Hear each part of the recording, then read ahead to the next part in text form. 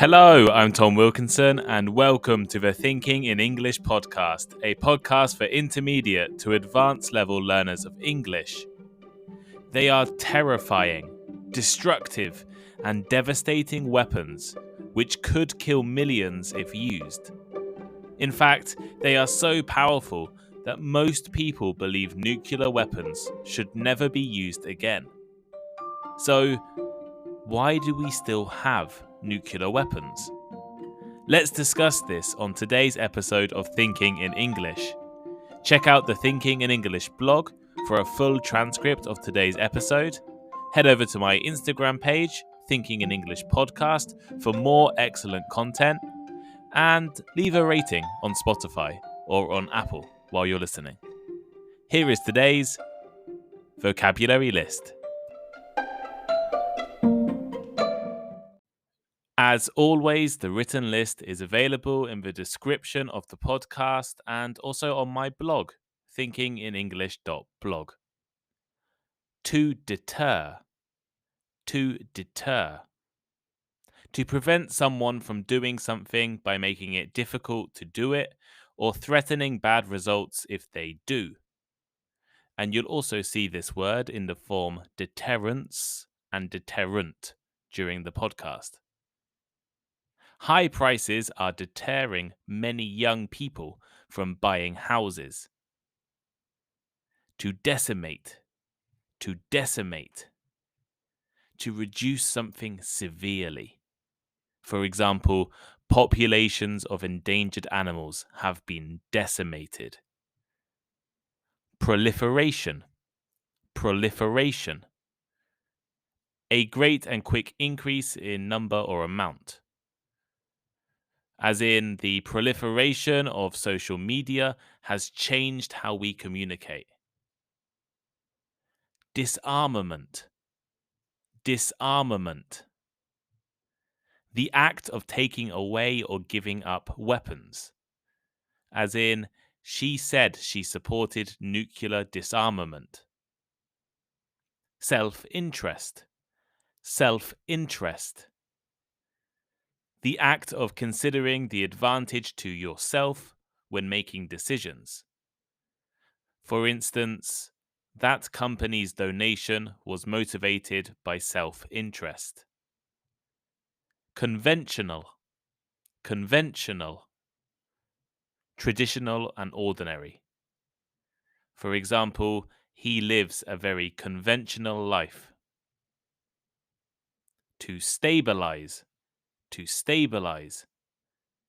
If something stabilizes, it becomes fixed or stops changing. For example, the medicine stabilized his heart. Verification. Verification.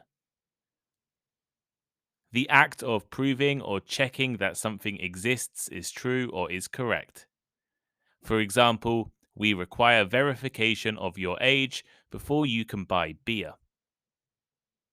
Rational. Rational. Based on clear thought and reason. For example, she made the rational decision and went home early.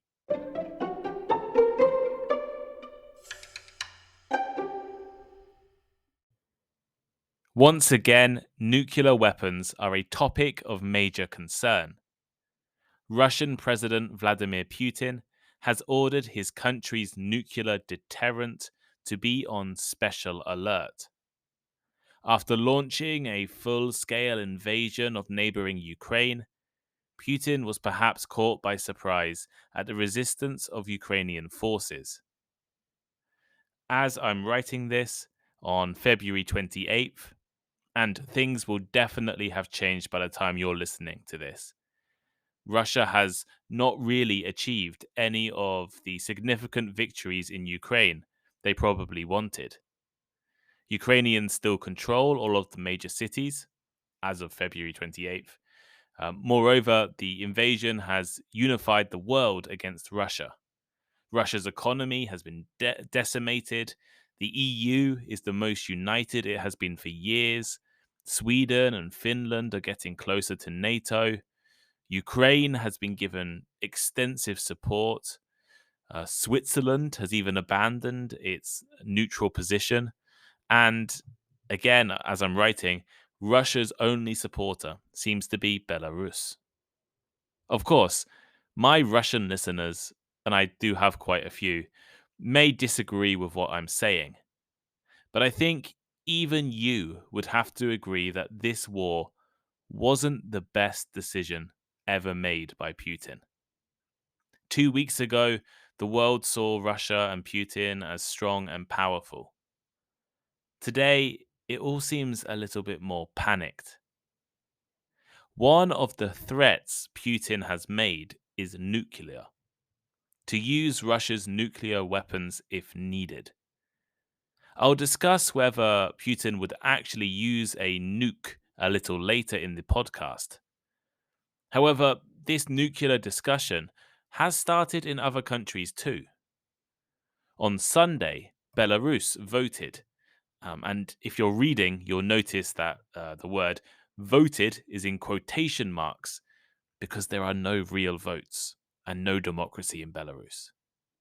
So Belarus voted to host Russian nuclear weapons. And on the other side of the world, and the other side of the conflict, former Japanese President Abe has suggested Japan should consider hosting US nuclear weapons on their territory. It has been nearly 77 years since the last atomic weapon was used in war. Only 2 have ever been dropped, both on Japan by the American military. The weapons are so powerful, so deadly, and so destructive that their use is unlikely. Why? Well, imagine if Russia decided to attack the US. Although both the US and Russia have reduced the number of nuclear weapons they own over the past 30 years, they still possess enough to destroy each other. It was actually an official policy called mutually assured destruction. Basically, the idea is to build enough nuclear weapons that you can destroy your enemy completely. If Russia launches weapons at the US, or the US launches weapons at Russia, or India launches weapons at Pakistan, or Pakistan launches weapons at India, it's essentially suicide. The other country will just launch their nuclear weapons right back. So, if these weapons are so terrible, and it is unlikely that we're ever going to use them, why do we still have nuclear weapons? Is it possible that we will ever see a nuclear-free future? And will anyone ever actually use them? I'm going to try and answer some of these questions today. As this episode is probably going to be a little more controversial than usual, I will leave a more extensive list of sources on the blog so that you can check where I get my arguments from. Of course, as I said, I have quite a few Russian listeners, and you might disagree with some of my opinions, and that's absolutely fine. That's absolutely okay. Just be nice about it when you send me messages on Instagram. And before I get any messages telling me to do my research before I write or record a podcast on this topic, I think for this one, I have done my research. I've been fascinated by nuclear deterrence theory and weapon proliferation for almost 10 years. I've read countless peer reviewed books about this topic, and I even applied to study proliferation studies at King's College London with the aim of working as a researcher in nuclear policy. Eventually, I changed my mind and I chose to focus on Asian regional politics for my postgraduate studies. But I was very, very close to choosing a career in nuclear and weapons studies. Of course, some things I say will be debatable and they might be controversial. And hopefully, some of you will even disagree with me because that's good. But I have done my research.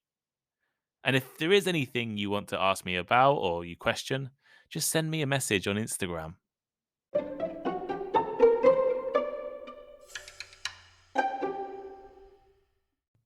Let's start with a complicated question. Actually, I think all of these questions are complicated. But is a nuclear weapons free future possible? So, before I get into this, I'll let you know that my answer is no. Unless some major event happens, I think nuclear weapons are going to be around for a long time. However, not everyone agrees with me. If we go back to 2009, a few months after Barack Obama was elected president of the USA, there was some small hope that he would begin to get rid of some of the US's weapons. In a speech on the 5th of April 2009, he stated clearly and with conviction America's commitment to seek the peace and security of a world without nuclear weapons. Obama described nuclear weapons as the most dangerous legacy of the Cold War and said the US has a moral responsibility to act on nuclear weapons. In fact, almost as soon as nuclear weapons were developed, debates over disarmament had already begun. The father of the atomic bomb, Robert Oppenheimer, quoted the Bhagavad Gita after witnessing the first ever nuclear detonation in the American desert. He said, "Now I become death, the destroyer of worlds." He understood the power of his invention. In 1970, the Treaty on the Non-Proliferation of Nuclear Weapons came into force, and it was again extended in 1995. Article 6 of this NPT commits every country signing the document to eventual nuclear disarmament. And there have been other attempts. The 1987 INF Treaty banned ground based nuclear weapons in Europe. START 1, 2, New START, and the 2002 Moscow Treaty agreements all tackled nuclear weapons. And so did UN Resolution 1540. The fact that so many states and so many different organizations, including states with nuclear weapons, signed up to these agreements suggests that a nuclear free world could be a possibility. A famous 2007 article by some of the most influential figures in US political history, including Henry Kissinger, was titled A World Free of Nuclear Weapons. They wrote that it was finally time to disarm and end nuclear weapons forever. At the moment, there are probably 9 countries with nuclear weapons. The 5 permanent members of the UN Security Council, USA, Russia, UK, France, China, and then also India, Pakistan, and North Korea have publicly tested weapons. And Israel has never confirmed, but almost certainly has nuclear weapons. However, in the past, there were more countries with nuclear weapons, and there were other countries with programs to develop such capabilities. South Africa is the only country to develop their own nuclear program and then disarm by their own choice. Former Soviet republics, including Belarus, Ukraine, and Kazakhstan, removed the Soviet Union's weapons in the 1990s. So, it is possible to disarm and to get rid of weapons, and countries have done it before.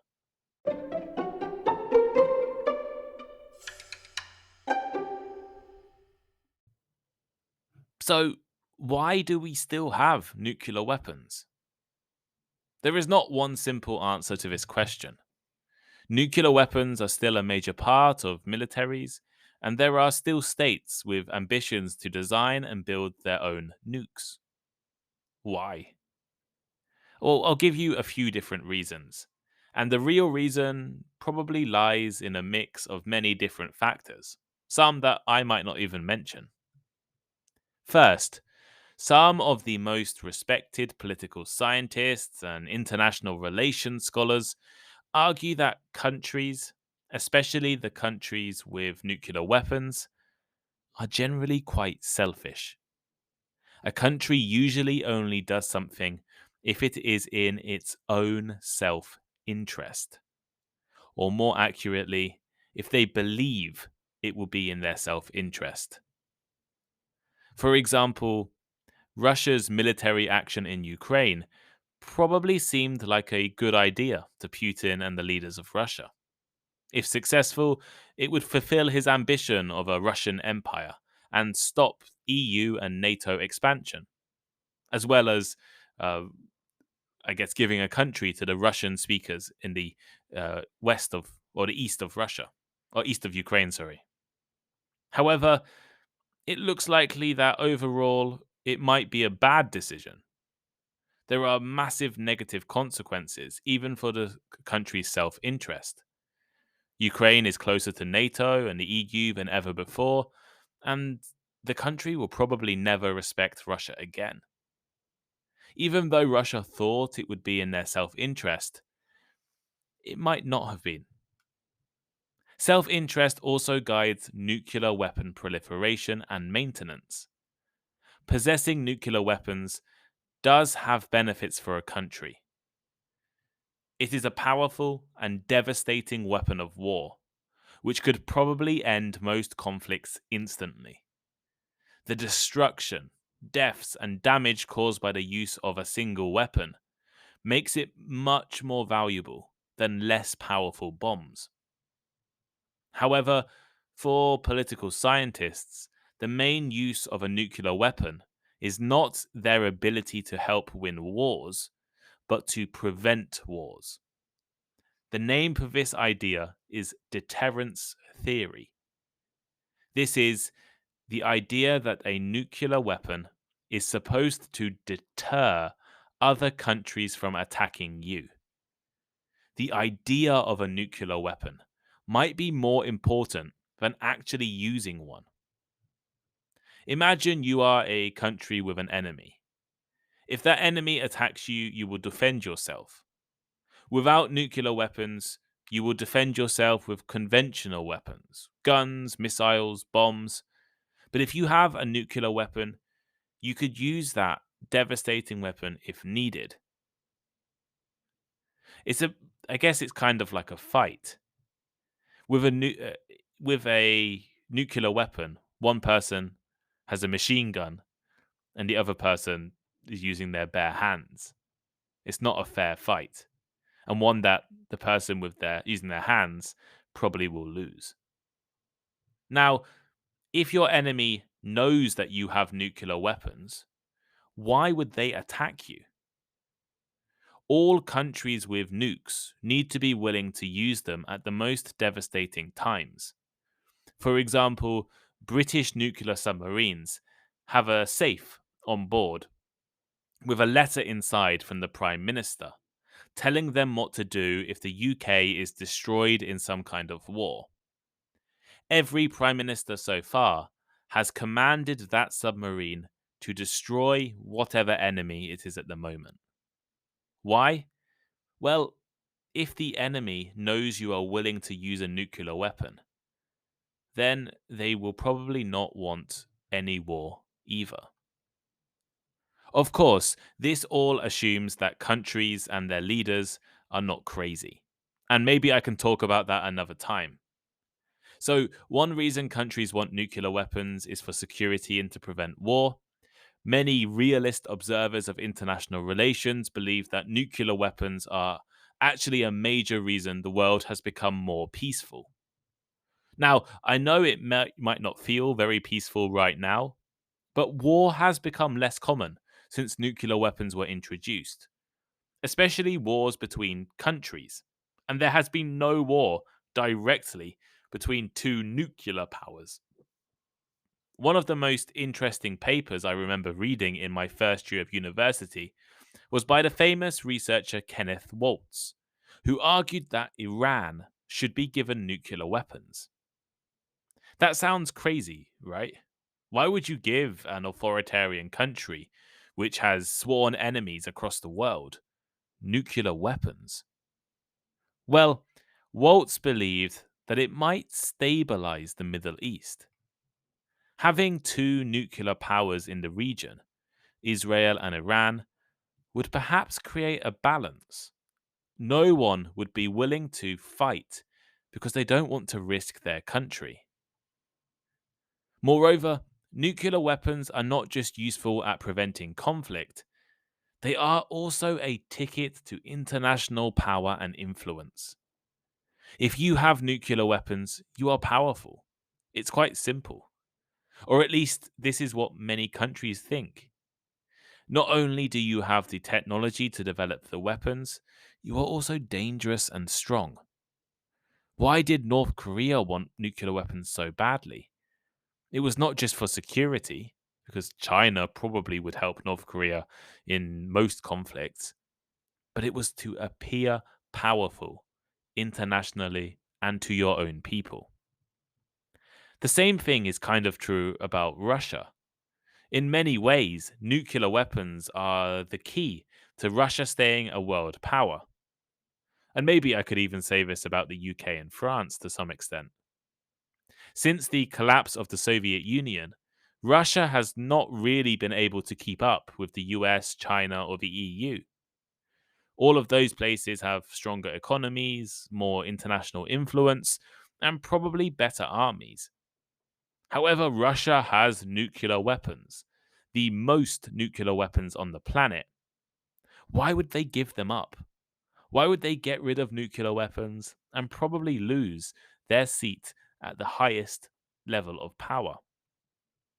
And how would nuclear disarmament actually happen? Who would disarm first? We would need a level of trust and coordination that has so far been impossible in the history of the world. If it was just France, the UK, and the US, perhaps eventually they could agree on how to get rid of their weapons. But I see no way, unless something major changes, that the US, China, Russia, Pakistan, Israel, and India all agree to get rid of their nuclear weapons right now. These countries will probably never trust each other enough. One of the ways to create trust would be a verification system. Basically, the technology to prove that a country has disarmed, does not have weapons, and is not developing more nukes. With this verification technology, countries would not necessarily need to trust each other completely because they could see what everyone is doing. But we don't have such a system right now, and our ability to find nuclear weapons is limited.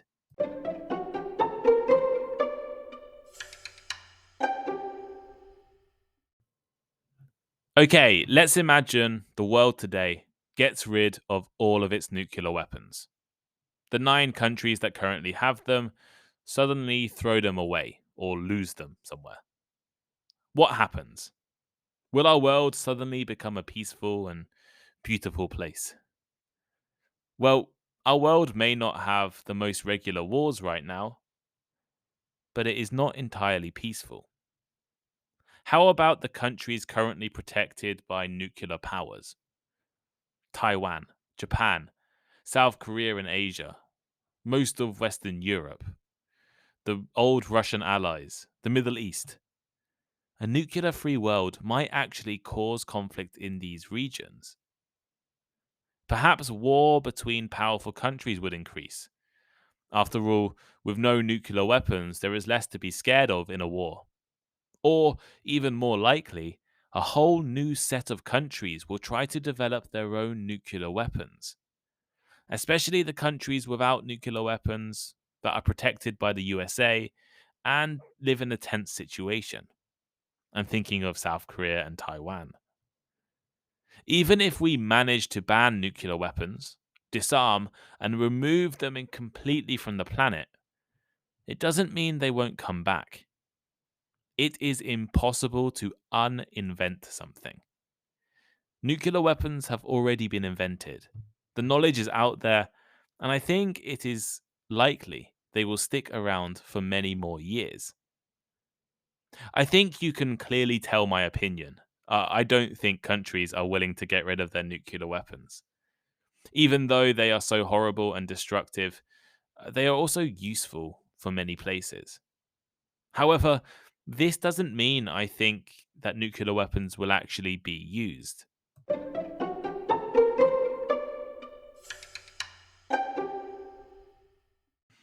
Will Vladimir Putin use nuclear weapons? Social media and even some news sites are full of people panicking about nuclear war. Will Putin use nuclear weapons in Ukraine? Probably not. It doesn't really make sense in a rational world for Putin to use nuclear weapons. He would be risking his own life, the lives of millions of Russian people, and the existence of not only his country, but maybe the whole of the Northern Hemisphere. Putin recently announced that Russia's nuclear deterrent would be placed in a special mode of combat duty, but it's not actually clear what that means. Most likely, Putin's nuclear threats are just rhetoric, a way to send a message to the West, remind everyone that Russia still has nuclear weapons, and show the Russian people that their country is still strong. Putin knows that any use of nuclear weapons would cause a major retaliation from other powers. The mutually assured destruction I talked about at the beginning still exists. However, that all assumes that Russia is a normal, rational country with a normal, rational leader. In most places, the decision to use a nuclear weapon is made by a group of military experts, with numerous ways to stop one person from making that decision by themselves. Russia in 2022 might not be like this. Putin may have too much power and influence, and he might have the ability to make this decision by himself, or, I guess, bypass any of his other advisors or military leaders who are supposed to have influence as well. There is also a fear about the mental state and the environment Putin is in right now. His plan in Ukraine is not going the way he wanted. Russian soldiers are dying. The West is watching Ukraine defend against the Russian army. The Russian military seems to be quite unorganized. And even if Russia manages to defeat Ukraine, the Ukrainian people are not going to stop fighting. And at the same time, Russia's economy has been destroyed. We have a saying in English: be wary of a wounded animal. When injured or in pain, animals become more dangerous.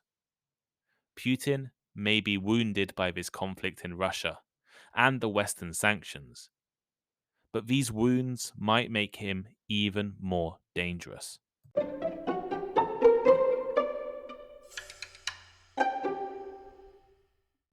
So here is today's final thought.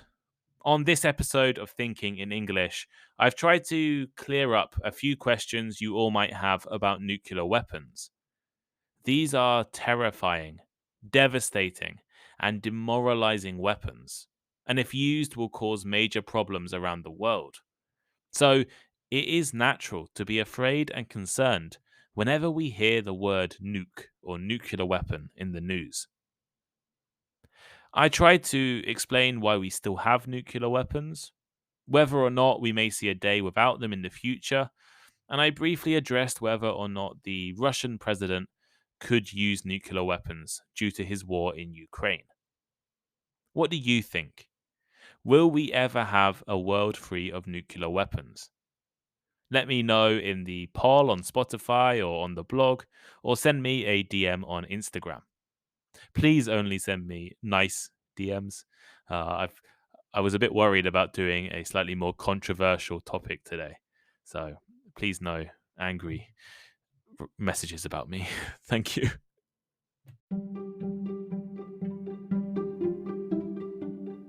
Thank you for listening to today's episode. I really appreciate every single person who takes the time to listen to my podcast. Make sure you head over to the blog, thinkinginenglish.blog, so you can read the whole transcript of today's episode and look at some of the other content I upload onto the blog. You can also check out my Instagram page. I post very regularly, and if you want to message me, I always reply to people on Instagram. Please leave a rating and a review on Apple Podcasts. Leave a rating on Spotify. You can do that now, and I'm trying to get to 150 ratings by the end of February. Please recommend to all of your friends and maybe share on social media. And why not go back and listen to a few of the old episodes? It's one of the best ways to support the podcast. You can also donate on the Thinking in English blog by going to the support page. And yeah, have a great day, and I'll see you next time.